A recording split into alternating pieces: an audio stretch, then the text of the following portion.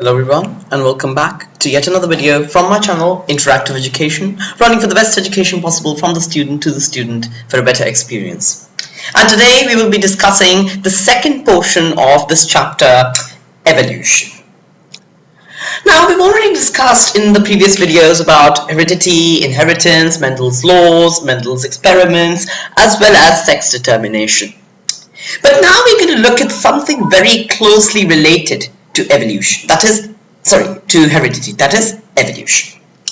Now, evolution is a term which is really difficult to define. You can't really easily define evolution.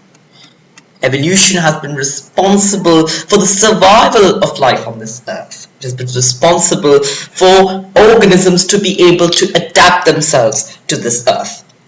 And if we have to define evolution, we would say that evolution is defined as the accumulation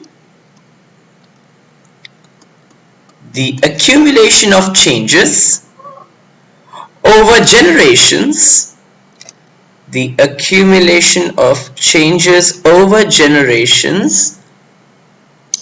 of organisms, which enables them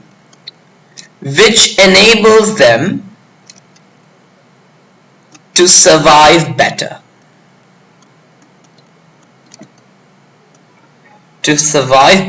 So evolution is broadly defined as an accumulation of changes over generations of organisms. So here you need to understand that this is a generation process. It does not take place just in one organism. It takes place over generations of organisms. And this is an accumulation of changes over generations, and usually these are genetic changes. They are usually genetic changes. They are changes which take place in the genotype. So they are genetic changes and they accumulate over a period of time, and these changes enable generations of organisms to survive better. And survive better in what sense? Survive better because these changes and these variations, which we call, enable organisms to be able to survive, to adapt to an environment which is constantly changing. And we know that there are consistent changes in the atmosphere, such as global warming. There are ecological changes, lithospheric changes, atmospheric changes, and we've discussed this in a lot of detail in my variations video. That is the first video on this series. So we've seen the variations accumulate because of DNA errors, DNA copying errors, replication errors, and certain physiological errors during cell division. And in that process, we know that there are some changes which take place in the gene. And gene is basically the functional unit of a DNA. Functional unit of DNA. And I've read many reports, and I've seen that people really confuse this gene. They're unable to see what a gene is. My dear students, gene is basically a unit of DNA. Like I've told you the structure of DNA. We've seen, the structure of DNA roughly, right? And I have told you in previous videos that there are certain strands in this DNA. Right, these are basically striations of DNA, and these carry certain proteins in them, which which hold the information which hold the code to the external phenotypic appearance as well as the genetic constituency of a particular organism. And these strands and units are what we call genes. Right, I hope you're clear with the definition of a gene, because I had recently read a report that due to the unclear definitions of the NCERT textbook, students are having problems in understanding various concepts in biology. So now I've just made it a point to look into specific concepts and explain them to you so that you can understand them better, because I agree the NCERT textbook is pretty outdated and it needs to be, and I sincerely urge the government to please revise those textbooks, because they are very, very old and students really don't understand a lot of things in them. So moving on back to our topic, this is what we classify evolution as. And these changes, as we know, are very commonly and biologically known as variations. Right? We know that, and we know the importance of variations. But now let's take an example which is also cited in your textbook about, which is showing how evolution takes place. But before we look into that, I want to just go into a bit of history of evolution. Now, there was a scientist whose name was Charles Darwin, and we know him really well. A lot of people know him really well, right? And they've read about him. He's known as the father of evolution, Charles Darwin. Okay, and he is responsible for evolutionary biology's development. He was responsible for the development of the concept of evolution, and he was really successful in actually studying evolution. Now, Charles Darwin wrote a book in 1859, right? He wrote a book, and the name of this book was The Origin of the Species. The Origin of the Species.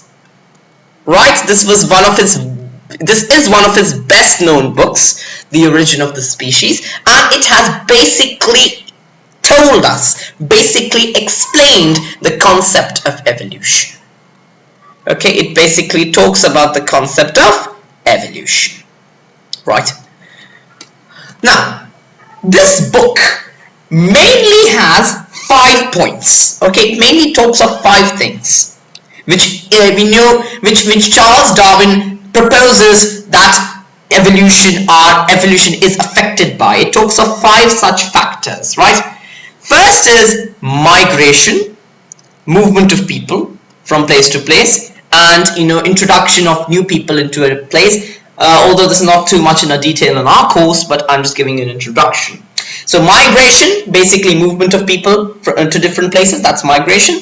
Next is mutation, basically a change in the genetic composition, a change in the genetic order, because sometimes during the gestation period of mothers, they are sometimes really exposed to nuclear radiations, harmful radiations, which may have an effect on the growing fetus's genetic constituency, and it may lead to certain changes in its genetic order, which may prove harmful and which may not be harmful as well, but may cause certain problems in the growing fetus. Right, so that's a mutation, basically change in the genetic order. Next is frequency of alleles. Frequency of alleles. He also talked about the frequency of alleles or the frequency of genes, which changes over generation. That changes over generations. So from generation to generation, the frequency of alleles has tended to change. And he has studied this, changes over generation, frequency of alleles that has led to changes over generations. Okay, and the frequency of certain alleles reduces, frequency of certain trait alleles increases, and the dominance of certain alleles increases. So all these things have been proposed by Darwin in this book. The fourth thing he proposed was, and the last 2 things he proposed are what we're going to study in a lot of detail. The first is genetic drift. Okay, genetic drift, and the second is natural selection, and we're going to study both of these in a lot of detail as compared to the above 3. These are most important as per your 10th standard course, but if you look into 12th grade and even higher studies, you will see that all of them are important one way or another. So we in this course are going to discuss mainly about these 2.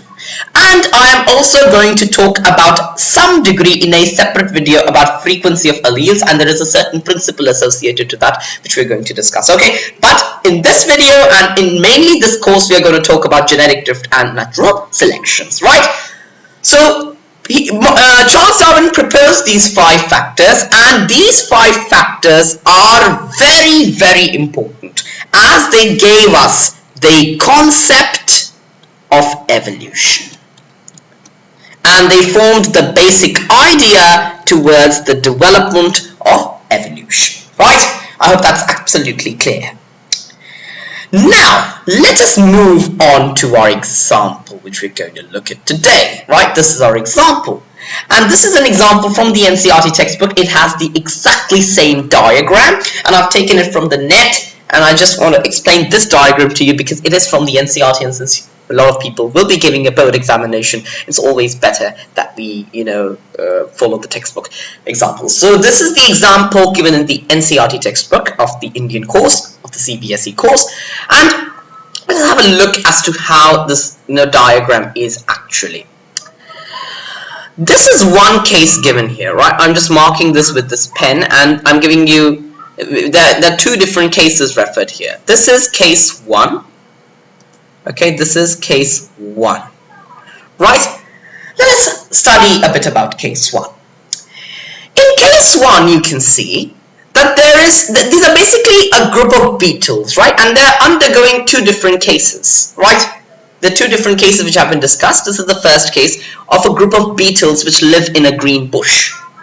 Now, these people live in a green bush, and these beetles, they are mainly red. So the beetles are mainly red. Mainly red. But there are some beetles which have undergone some particular variations, and some beetles, a few beetles, have a different color. A different color, and that color is, mainly it has been seen that this color is green. Right? This is the initial case. Okay, this is the initial part, which is the first and second ones.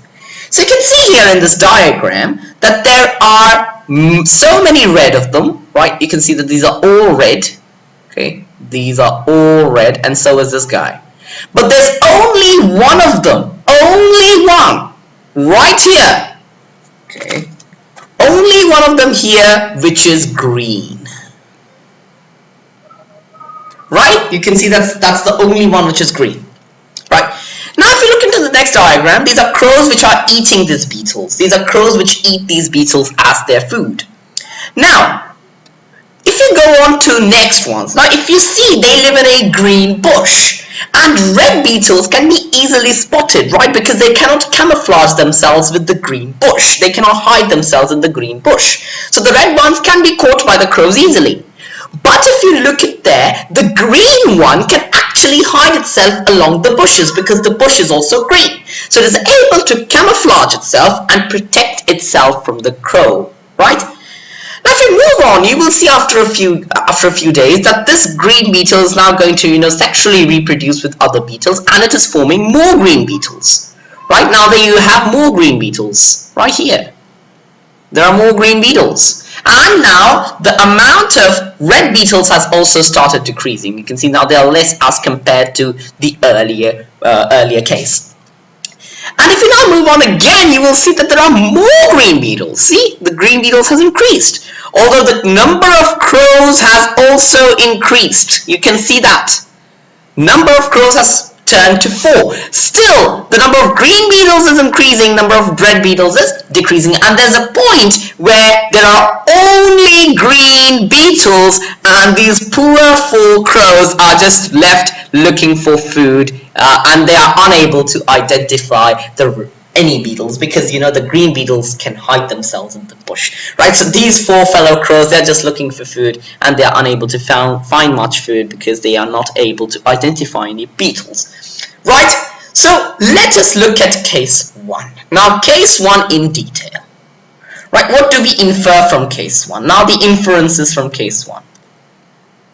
Right, so what I have labeled as case 1, you can see that there is a green bush and there are some beetles there, most of them are red and there's one green, but later on due to sexual reproduction it is reproducing with other beetles, finally forms many green beetles, and there will be a point where all the red beetles will be green, and this has just really led to a variation, and it has actually helped them survive the crows, because now the crows are unable to identify any beetles because the green beetles are able to hide themselves in the green bush, unlike the red ones. So the crows are just left looking for food, and the beetles are just saved from being eaten. So from this case 1, what can we infer? That's the important part now, and let us look at what we can actually infer. This case 1 tells us that there is a case, and this case 1 is basically a case of natural selection. That is why I was telling you this will be in detail. This is a case of natural selection. Let's see what it actually means.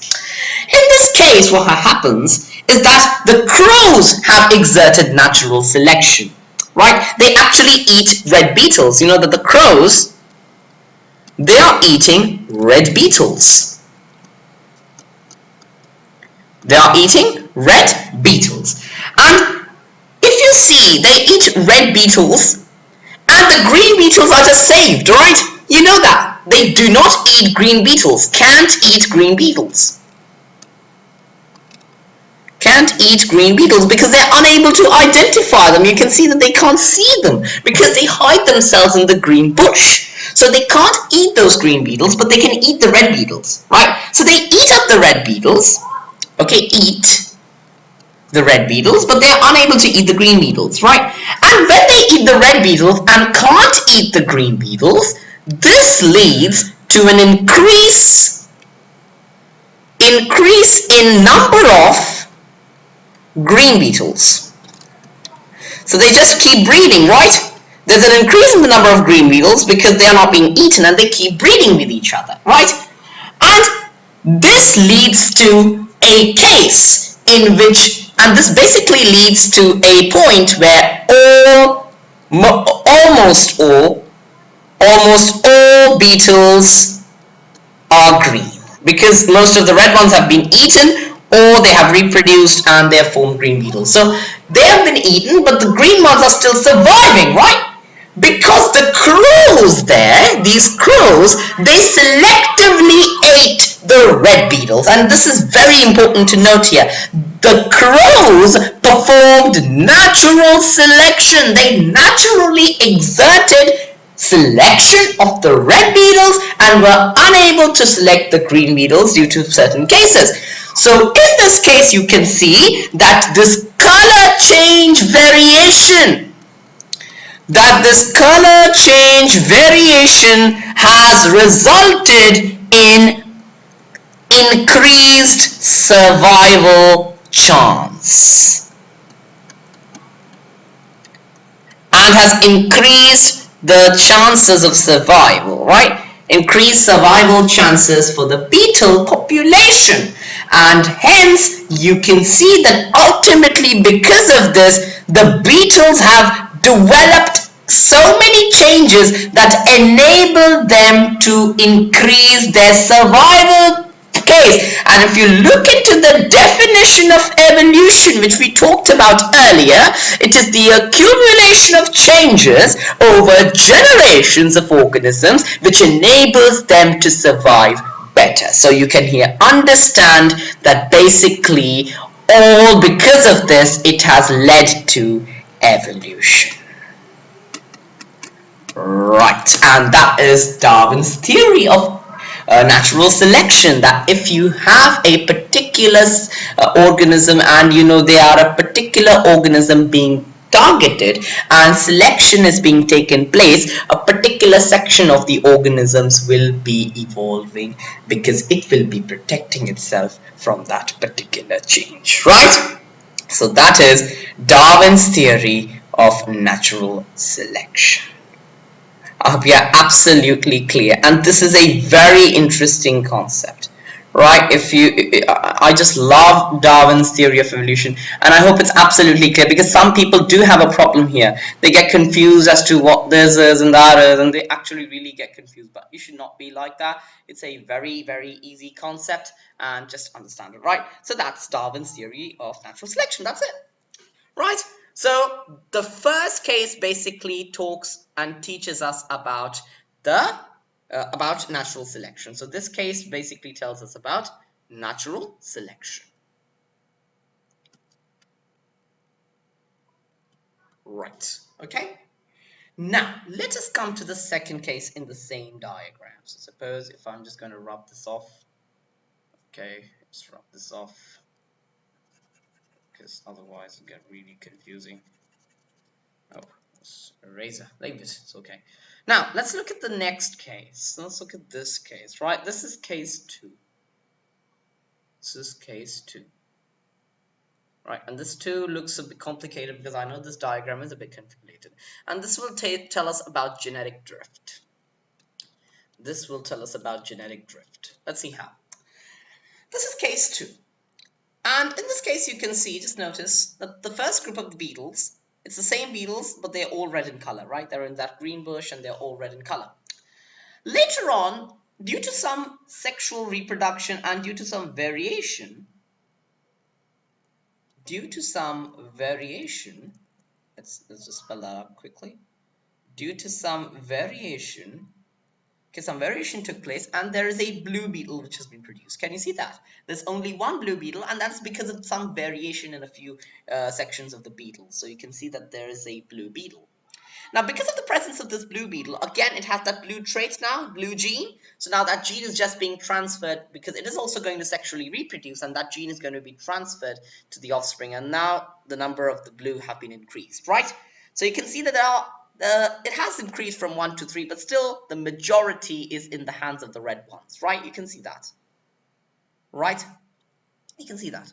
Still, but you can see that this blue gene occurred as a sense of variation, and then later on it just got transferred in sexual reproduction, right? But now comes the fun part. This is a hypothetical case. One day, an elephant came on the bush and it trumped on the bush. You can see that this is the elephant foot. Basically, an elephant came and it just tramped over the bush. And the case was as such that it only killed the red beetles. It's not that it wanted to kill only the red beetles, but it happened to kill only the red beetles. That's what the case has been given. That an elephant foot came up and it just killed all the red beetles, right? And that minority of blue beetles is all that remained, right? Those 3 ones. So later on, these 3 again sexually reproduced, and they produced many such blue ones, right? They produced many such blue ones, right? I hope that's clear to you. So this was case 2. This is also a type of case 2 where the organisms were not as such, affected by this foot, but there was a lack of food. Right? It has been described as a case of lack of food where the organisms, because of some plant disease in the bush,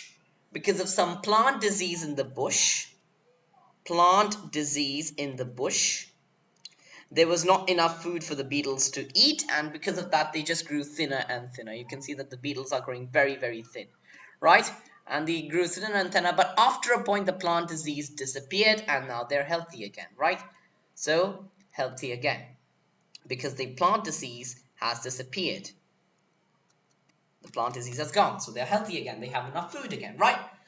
So you can see that this case, basically you can see that this case, you can see that there is one section of organisms which is there, right?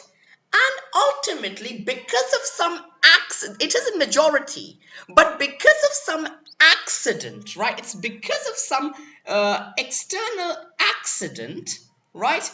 There is a section of the beetles which reproduced and came up as a new trait of the same organism, right? You can see that most of them were red, but ultimately because of this elephant foot which just crushed the red ones, only the blue ones were there. They sexually reproduced and they multiplied and many blue ones came up. So you can see that the color change was not big, that color change did not give any survival chance, right? So if you take out the conclusions of this, if you take case 2, right?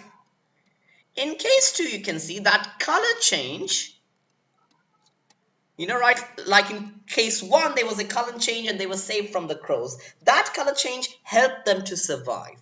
But here, the elephant foot, it was just, by chance that the red ones were killed. So color change did not help in survival. It did not help in survival. Not a chance. The color change had no relation to any increased survival chance, as was the case in case 1.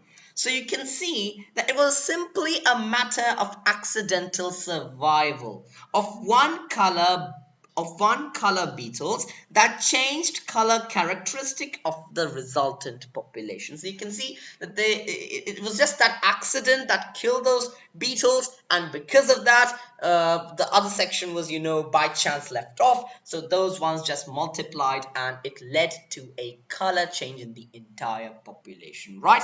So here you can see that accidental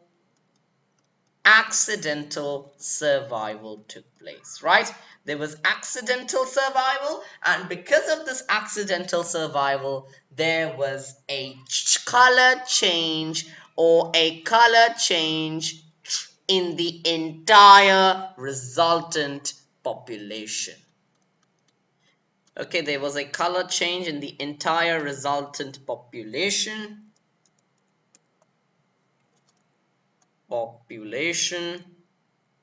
Right?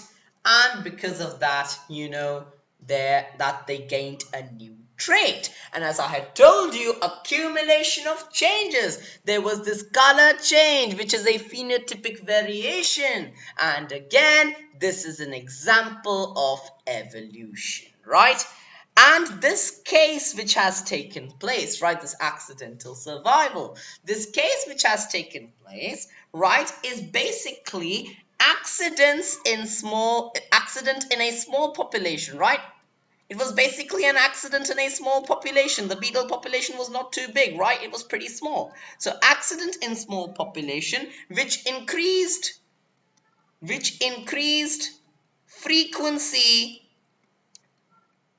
of a gene, of a particular allele, right? But yet this increase of the allele has not really helped in the survival, right?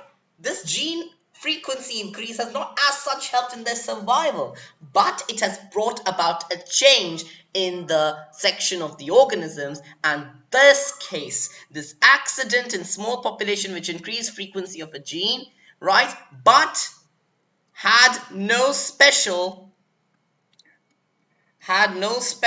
survival benefits, right? It did not give any such as such survival benefits, right? And this case actually is what we call genetic drift.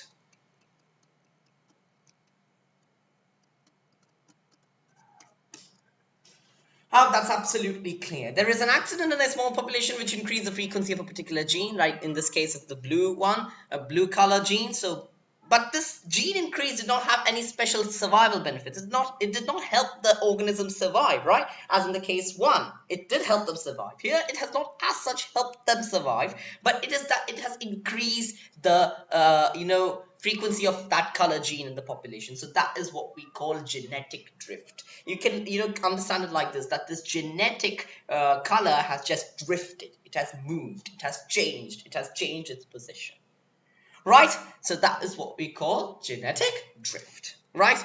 Now there is another subcase in case 2 which we saw, that there is this hungry old people, that there is a plant disease and all. You can see here that there is a plant disease, there is a lack of food, and the organisms have grown short, right? But when the plant disease goes away, you can see that they grow big again, right? So it does not mean that although these organisms in lack of food grew thin and small, right? It did not mean that their genotype has made them small. No, it's not because of the genotype.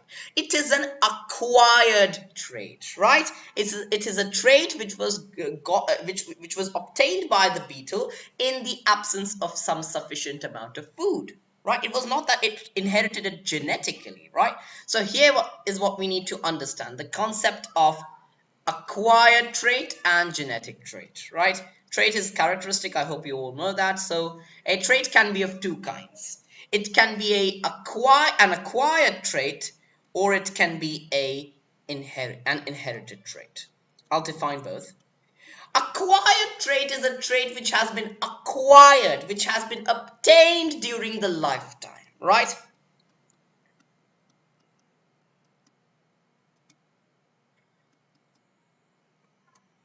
So an example of this would be like the beetles in the case. They were hungry. they did not have food because there was a plant disease and the plant could not cater to their food requirements. So they grew thin, right? But it was not because of their genes or genotype that they grew like this. It was because they obtained it during their lifetime. They did not have enough food during their life. They grew thin, right? So that's an acquired trait. Another example would be if you are testing on a mice and you cut its tail, right? But if it reproduces, its offspring will have tails, right? It's not that it is going to pass that broken tail or that cut tail to its offspring, because it has not affected its genes, which is going to be passed on. The passing on genes have not been affected. It's its own phenotype which has been affected. So that is an acquired trait. Inherited, as the name suggests, obtained as a genetic trait or genetic characteristic. Now this is pretty easy to understand. Whatever characteristics or traits which you obtain as a gene or from your parents or as a genetic characteristic that is inherited. For example, your eye color, your hair color, your your face arrangement, right? Sometimes your body build, sometimes your height. So all these are inherited. They are in our gene composition, they are in our gene information, and thus they are just responsible for our phenotype, right?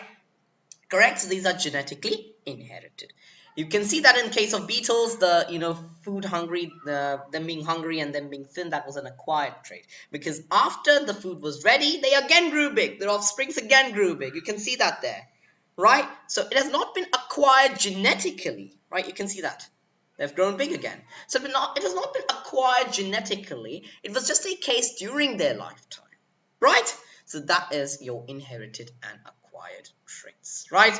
And with this, we conclude this video on evolution, an introduction to evolution. Thank you very much for joining me today. Do like and subscribe. Any doubts are welcome in the comment section below. I hope you enjoyed the class. Thank you very much. Goodbye. Stay healthy, stay smart, and do keep studying. Bye-bye.